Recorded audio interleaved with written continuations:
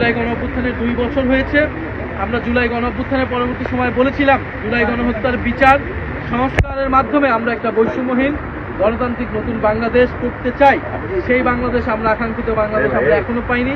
আপনারা জানেন গতকালকে ট্রাইব্যুনালের একটি বিচারের রায় এসেছে, কিন্তু দুঃখজনকভাবে সেই রায় বাংলাদেশের জনগণকে সন্তুষ্ট করতে পারেনি। মনে করি সেই রায়ের মাধ্যমে আমরা যারা জুলাই গণঅভ্যুত্থানে অংশ নিয়েছিলাম, যারা শহীদ পরিবার, যারা আহত যোদ্ধা রয়েছে, তারা কোনো ন্যায় বিচার পায়নি।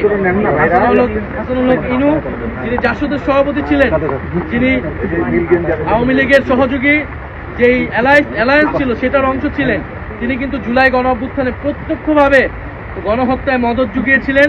গণহত্যার যে সিদ্ধান্ত ছিল, শেখ হাসিনা যিনি প্রধান সিদ্ধান্তকারী ছিলেন, তাকে সর্বাত্মকভাবে সহযোগিতা করেছেন। ফলে আমরা মনে করি তাকে যে 10 বছর করে 3টি মামলা সাজা দিয়েছে, এটা এনাফ নয়, এটা যথেষ্ট নয়। আমাদের আবেদন থাকবে রাষ্ট্রপক্ষ যাতে এটা আপিল করে, এবং আমরা তার কঠোর থেকে কঠোর বিচার প্রত্যাশা করছি। সরকার আসার পরে মাত্র 2টি মামলার রায় আমরা পেয়েছি, এবং তদন্ত কার্যক্রমে রিপোর্ট দাখিলে আমরা যথেষ্ট ধীরগতি দেখছি। ফলে আমরা আশা করব যে সরকার এবং ট্রাইব্যুনাল দ্রুত সময়ের মধ্যেই বিচার নিষ্পন্ন করবে, এবং অলরেডি শেখ হাসিনার মামলার রায় হয়ে রয়েছে।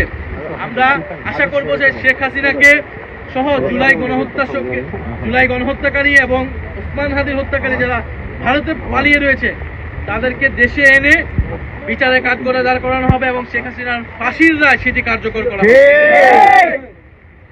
এবং শহীদ পরিবারদেরকে যেই প্রতিশ্রুতি দেওয়া হয়েছিল, তাদের আর্থিক সহায়তা, জুলাই যোদ্ধাদের পুনর্বাসন, সেই সকল কার্যক্রম যাতে যথাযথভাবে পালন করা হয়। আমরা যে কবরস্থানগুলো আজকে আসলাম, এবং সারা বাংলাদেশে যে কবরস্থানে সংরক্ষণ করার একটা পরিকল্পনা ইন্টারিম গভর্নমেন্টের সময় নেওয়া হয়েছিল, কিন্তু এই কর্মসূচিটা পালন করা হয়নি, এই কার্যক্রমটা পালন করা হয়নি। ফলে আমাদের দাবি থাকবে যাতে কবরস্থানগুলো সংরক্ষণ করা হয়। আর প্রিয় সাংবাদিক ভাই বোনেরা, আমাদের যে অন্যতম দাবি যে জুলাই সনদ বাস্তবায়ন, সংস্কার বাস্তবায়ন, গণভোটের রায় অনুযায়ী সংস্কার বাস্তবায়ন। আমরা দেখলাম এই নির্বাচনের যে গণভোট এবং নির্বাচন অন্যতম কমিটমেন্ট ছিল রাষ্ট্র কাঠামোর সংস্কার, বৈষম্যহীন বাংলাদেশ, আমরা এই সংস্কার এখনো পাইনি। ফলে এবারের জুলাই গণঅভ্যুত্থান যে উদযাপন, সেটা বার্ষিকী পালনের আমাদের অন্যতম মোটো হচ্ছে গণহত্যার বিচার এবং সংস্কার বাস্তবায়ন। আমরা সরকারের প্রতি আহ্বান জানাচ্ছি, শুধু নামকস্তে জুলাই গণঅভ্যুত্থান পালন করলে হবে না। জুলাই গণঅভ্যুত্থানের যে আকাঙ্ক্ষা, সংস্কার বাস্তবায়ন, গণভোটের রায় বাস্তবায়ন করে সরকারকে প্রমাণ করতে হবে সরকার জুলাই গণঅভ্যুত্থানের পক্ষে আছে, জুলাই গণঅভ্যুত্থানের সাথে আছে। এবং জুলাই গণঅভ্যুত্থান জাতীয় জাদুঘর যেটা, সেই জাদুঘর খুলে দেওয়া হচ্ছে না।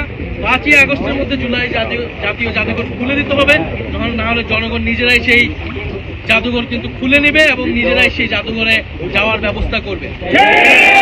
আমরা দুঃখজনকভাবে দেখছি যে ইন্টারিম গভর্নমেন্টের সময় এই পুরা 36 দিন ব্যাপী সরকারের নানা রকম কার্যক্রম এবং স্মৃতি কার্যক্রম ছিল। আমরা এই সরকারের পক্ষ থেকে এখন পর্যন্ত আনুষ্ঠানিক কোনো কার্যক্রম আমরা দেখতে পাচ্ছি এবং আমরা কোনো ধরনের তাদের কর্মসূচির ঘোষণা দেখতে পাচ্ছি না। ফলে আমরা আশা করবো সরকার দ্রুত সময়ের মধ্যে এটা ঘোষণা করবে।